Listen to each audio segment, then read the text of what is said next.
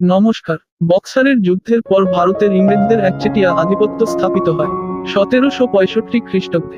দেওয়ানি লাভ কি জানতে হলে সম্পূর্ণ ভিডিওটা দেখুন।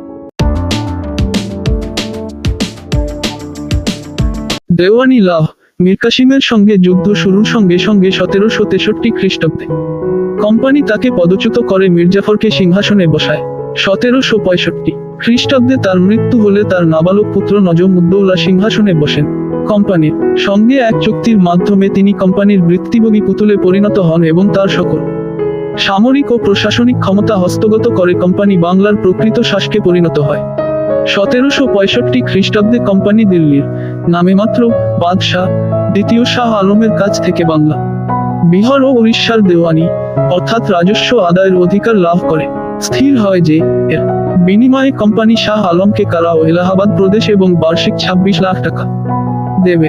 দেওয়ানি লাভের ফলে বাংলায় বাহুবলের দ্বারা অর্জিত কোম্পানির অধিকার আইনানুগভাবে স্বীকৃত হয় এবং কোম্পানি বাংলায় অপ্রতিদ্বন্দ্বী হয়ে ওঠে।